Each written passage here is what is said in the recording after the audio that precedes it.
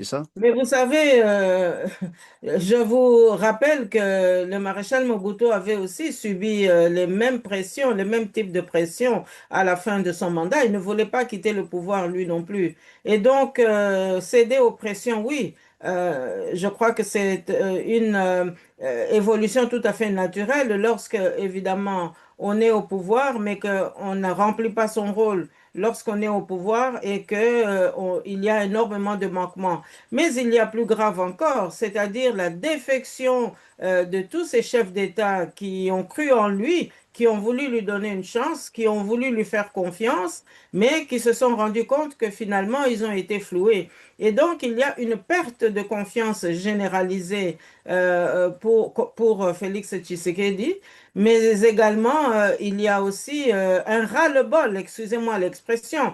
Nous avons encore pu assister à une fin de non-recevoir auquel il a dû faire face à Luanda. Il a aussi été voir son homologue au Tchad pour essayer d'obtenir des troupes afin de faire face justement à cette rébellion, à cette offensive armée à partir de l'est de notre pays. Mais vraiment, c'était des lettres mortes. Et donc, je crois qu'aujourd'hui, si jamais il avait été inconscient pendant toutes ces années, ben, peut-être que le réflexe de survie commence à prendre le dessus et que, il tient compte peut-être un peu, mais soyons prudents quand même parce que il a démontré aussi qu'il était insensible aux pressions et insensible aux cris du peuple.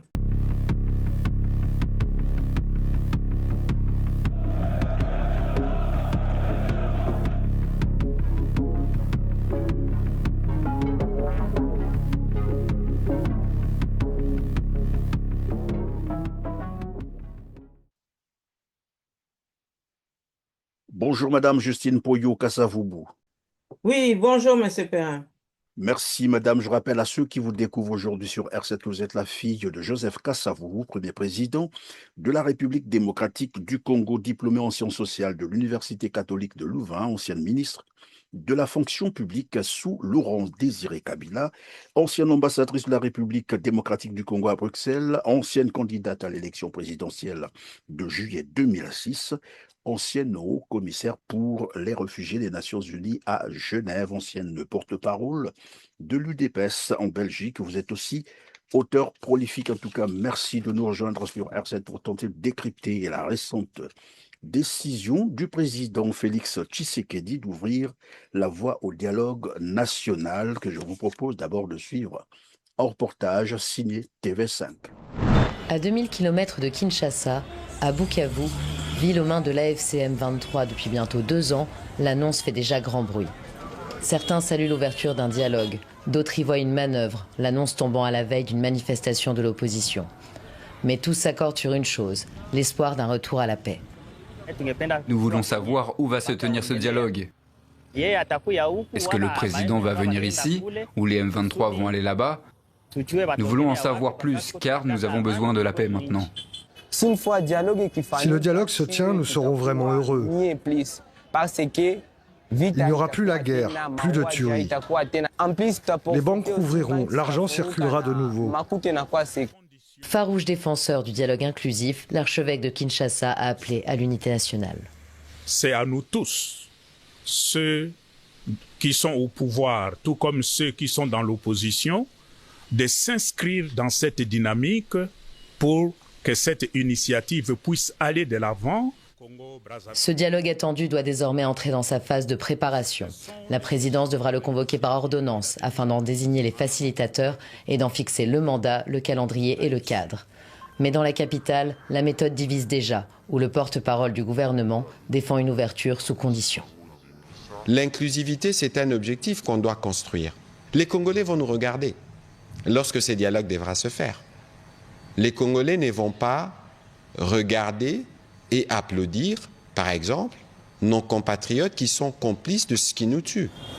Un discours qui laisse dubitatif le camp de l'ancien président Joseph Kabila, en référence au dialogue intercongolais de Sun City en 2002 en Afrique du Sud, qui avait réuni pouvoir et rébellion à l'étranger. L'opposition réclame aujourd'hui un format similaire. Le modèle à suivre, c'est celui-là. mais pas d'entendre du discours du pouvoir, que ceux qui ne veulent pas se ranger derrière le président de la République n'ont pas droit à participer à ce dialogue. Alors là, ce n'est plus un dialogue inclusif. Les opposants doivent désormais décider s'ils maintiennent leur marche pacifique prévue le 22 juillet. Voilà, une initiative qui intervient alors que la crise politique autour de la révision de la constitution congolaise persiste et que la guerre à l'est de la RDC s'intensifie. L'annonce survient, comme vous l'avez constaté, à la veille de la marche pacifique prévue pour le mercredi 22 juillet 2026 par l'opposition réunie autour de la coalition C64. Quelle analyse vous inspire cette décision et surtout le moment choisi pour faire cette annonce? Bon, je pense que ce n'est pas vraiment Félix Tshisekedi Antoine Tshilombo qui a choisi le moment. Je crois que c'est la résultante des pressions qu'il subit depuis un certain temps, et notamment des pressions qui viennent de l'extérieur. Et pour citer aussi les États-Unis d'Amérique, qui lui ont signifié qu'ils ne devaient pas changer la Constitution, mais qu'ils devaient absolument aller au dialogue. Et je crois savoir que les pressions des derniers jours ont été presque menaçantes. Donc, il s'est plié à cette injonction, mais je dirais aussi qu'il y a un facteur psychologique qui a pu jouer ces derniers temps. Vous vous rappelez que la semaine dernière, il y a une plainte qui a été déposée à la CPI cette fois, une plainte concernant M. Félix Tshisekedi et toute sa famille. Et c'est une plainte qui est prise très, très au sérieux parce que il y a un an, la même plainte contenant les mêmes éléments avait été déposée auprès des tribunaux belges.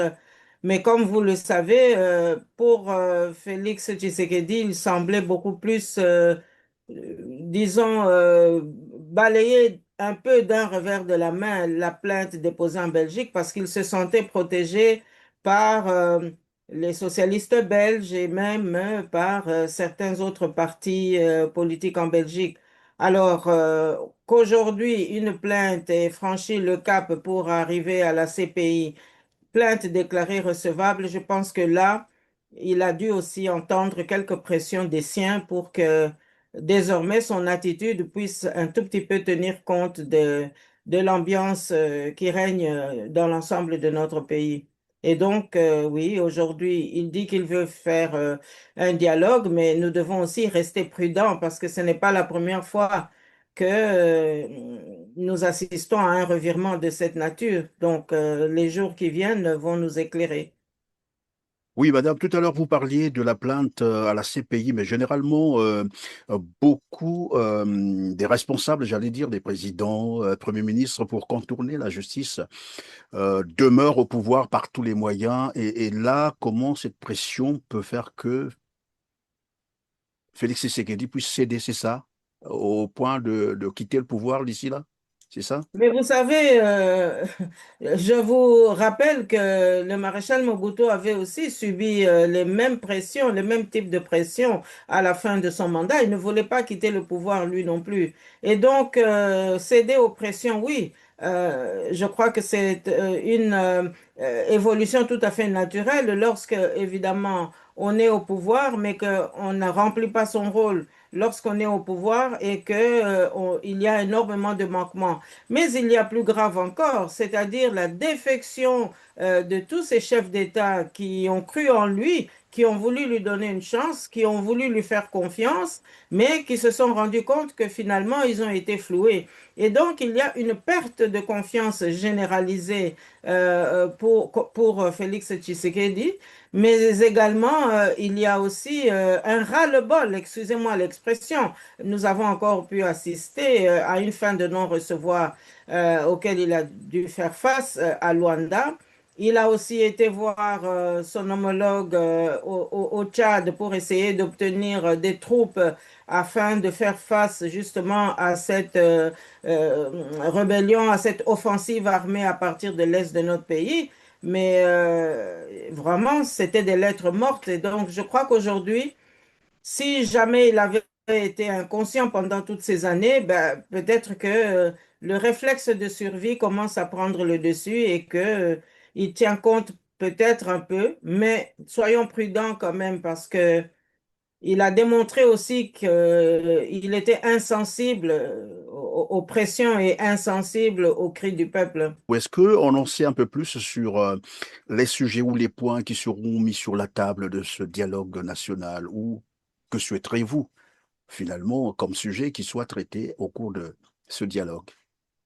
Bon, écoutez, vous savez, il y a plusieurs partis politiques, il y a des plateformes et puis il y a la redéfinition de notre pays. Et donc, je crois que la question fondamentale sera d'abord de redéfinir la souveraineté nationale du Congo, la citoyenneté du Congo, mais également la vision que nous voulons appliquer pour l'avenir de notre jeunesse et l'avenir de notre pays. Et donc, je crois que c'est le cadre général de cette nation qui doit être redéfini, mais surtout qui doit obtenir un consensus de tous.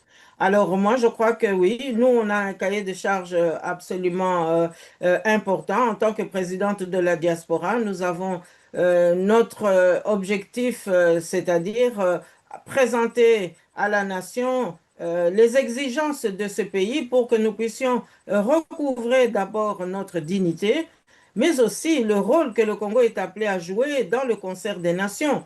Parce que on a eu l'impression ces dernières années que le Congo était un petit peu comme un mouchoir de poche. Chacun vient, fait ce qu'il a envie, conclut des accords qui lui semblent profitables, mais on a oublié que le destin de la nation en dépendait. Et je pense que ce sont toutes ces valeurs que nous devrons redéfinir. Oui, le Congo, il y a beaucoup de pain sur la planche. Alors, il s'est posé aussi un problème de l'inclusivité de ce dialogue national. J'ai semblé suivre le porte-parole du gouvernement, poser des conditions. Il y aura des conditions avant, pour ceux qui vont participer à ce dialogue. Quel est le point de vue de la diaspora que vous représentez, mais aussi de l'opposition? Mais vous savez, je pense que l'opposition aujourd'hui concourt vers la même direction. Nous n'avons pas 36 chemins à suivre. Le pays est déstabilisé, le pays est désorganisé, le pays est appauvri, le pays est vraiment déprécié sur tous les fronts. Et donc là, nous avons une prise de conscience qui est assez consensuelle. Mais je dirais que le porte-parole du gouvernement et tous ceux qui pensent comme lui devraient se garder de mettre des conditions parce qu'ils n'ont pas été capables de gérer ce pays. Tout ce qui les intéressait, c'était de piller la nation, de piller les richesses. Rappelez-vous, le ministre des Finances, M. Kazadi, il n'y a pas si longtemps, qu'est-ce qu'il avait déclaré? Que lorsqu'il y a des fonds qui viennent de l'étranger, leur première préoccupation, eh bien, c'était d'abord de se remplir les poches et puis s'il reste quelques centimes, alors on regarde qu'est-ce qu'on peut faire avec. Donc c'est tout vous dire. Donc le gouvernement actuel n'a pas de conditions à poser, mais au contraire a adopté un profil bas parce qu'aujourd'hui le Congo, c'est la risée dans le monde entier et nous devrions vraiment nous ressaisir. Est-ce pour autant la marche prévue pour le 22 juillet 2026, donc mercredi prochain, là, sera annulée ou elle est encore d'actualité? Bon, écoutez, il y a là aussi quelques pressions que nous sentons venir ici ou là de la part de certains hommes d'église, semble-t-il, pour que on puisse un petit peu calmer le jeu. Mais je pense que nous ne devons pas confondre les objectifs. L'opposition a des cris à faire entendre, la population congolaise a des droits à faire respecter et ces droits aujourd'hui passent par une formule qui est la marche, qui est la revendication populaire. Et je pense qu'il serait bien indiqué que cette marche soit maintenue parce que c'est le seul langage que la population peut aujourd'hui adresser à l'opinion nationale et internationale. Un peuple démuni, un peuple appauvri n'a plus que sa voix, sa détermination et sa volonté pour se faire entendre. Et donc, je crois que pour ma part, en tout cas, je plaide pour que cette marche soit maintenue, parce que si on ne fait pas cela, nous donnerons l'impression que nous sommes de connivence avec Félix Antoine Tshisekedi Tshilombo. Parce que on ne doit quand même pas oublier que lui, il mise aussi sur un certain calcul. On parlait tout à l'heure des pressions dont il a été l'objet, mais il n'a toujours pas renoncé à son ambition, c'est-à-dire que lui seul peut décider qui doit venir à telle ou telle réunion et que lui seul peut dicter le tempo. Est-ce qu'on change la Constitution? On ne change pas la Constitution. Rappelez-vous, nous avons assisté à des discours absolument démagogiques de sa part. Et donc, il n'a pas renoncé à cet aspect.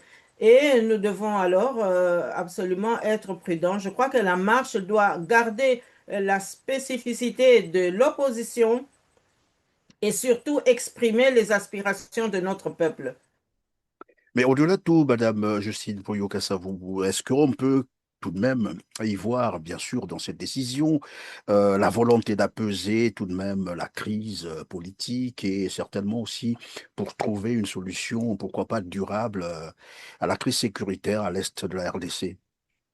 Mais la crise sécuritaire ne se pose pas seulement à l'est de notre République. Monsieur Perrin, je crois quand même ici devoir vous dire que la problématique de la sécurité, c'est une constante dans notre pays depuis des décennies. Alors, évidemment, aujourd'hui, cette question sécuritaire a pris de l'ampleur parce que elle a été doublée d'une invasion militaire, d'une occupation rwandaise, ougandaise, et puis d'un pillage systématique de nos ressources, et qui a évidemment entraîné une soumission de nos hommes politiques à des dictats extérieurs, ce qui a amoindri évidemment notre capacité à être souverain. Et Oui, je donc, parlais pardon, je parlais de l'Est de la RDC parce que je ne sais pas si les choses ont évolué, mais jusqu'à maintenant, nous réalisons cette émission. Nous sommes le 19 juillet 2026. La ville est toujours sous contrôle des hommes de Corneille. Corneille Nangaa, vous voulez Tout dire? à fait, oui.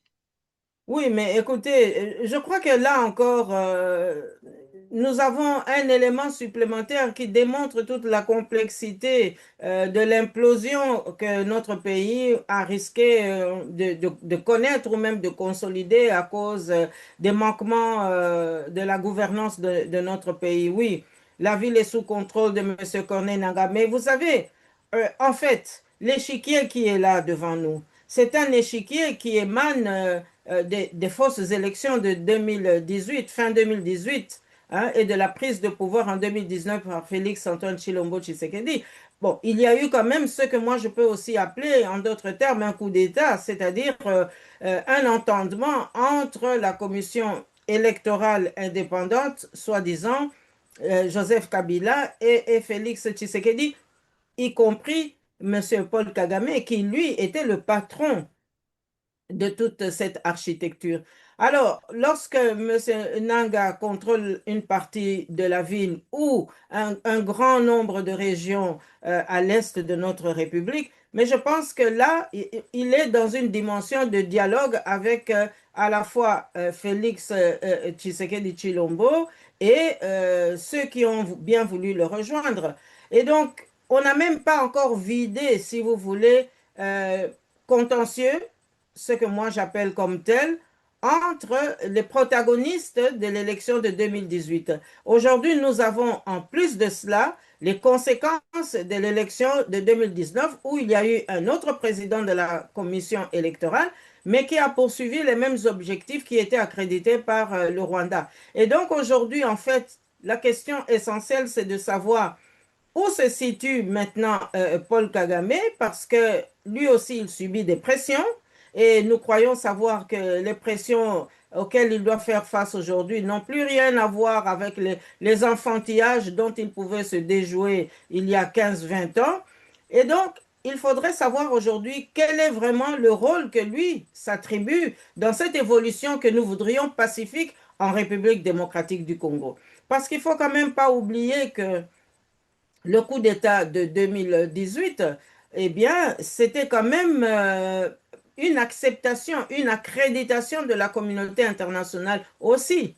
Alors, est-ce qu'aujourd'hui, nous sommes là dans un jeu de partage entre ce que M. Paul Kagame souhaite toujours, parce que lui aussi n'a pas renoncé à ce que notre pays soit balkanisé, parce qu'il voudrait toujours étendre l'hégémonie de sa communauté Tutsi, par exemple.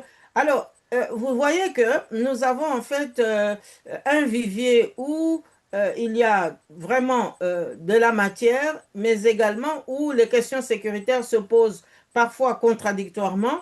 Mais à nous maintenant de savoir exactement. M. Corneille Nangaa contrôle, oui, mais M. Corneille Nangaa est soutenu aussi par des Congolais. Ça, je l'ai observé. Alors, il faut maintenant voir qu'est-ce que les Congolais qui sont avec lui souhaitent pour le pays. On parle de dialogue aujourd'hui. Ils viendront sans doute avec un cahier des charges, mais moi, je ne les exclus pas a priori d'un dialogue qui se voudrait inclusif. Parce que ils ont certaines clés, mais nous devons aussi savoir dans quelle direction eux, ils veulent aller. Est-ce qu'ils sont aussi pour la réunification du pays ou bien est-ce qu'ils ne sont que les suppôts de Kigali sous prétexte qu'ils sont en train de combattre Félix Tshisekedi et Tshilombo. Donc, vous voyez que nous sommes là devant une situation qui est quand même très, très difficile, mais je crois quand même et j'espère que le dialogue pourra avoir lieu même si, même parmi mes amis, il y en a qui n'y croient pas. Mais bon, ne pas y croire, eh bien, ça n'apporte pas une alternative. Mais si on veut y croire et si on veut agir, eh bien, on peut aussi apporter des éléments qui peuvent changer la donne. C'est tout mon souhait. Merci, Madame Justine Poyo-Kassavou, d'avoir encore répondu à nos questions aujourd'hui, surtout d'avoir été disponible, hein, de nous avoir accordé votre temps si précieux. Merci beaucoup, merci. Je vous en prie, mesdames, messieurs, c'est la fin de cette émission. Cliquez sur le petit pouce en l'air juste en bas de la vidéo. Aidez-nous à promouvoir cette édition et dites-nous en commentaire vos opinions sur la crise en RDC, notamment sur la révision ou le changement de la Constitution, mais aussi à l'intensification des combats à l'est de la RDC. Merci et à très bientôt.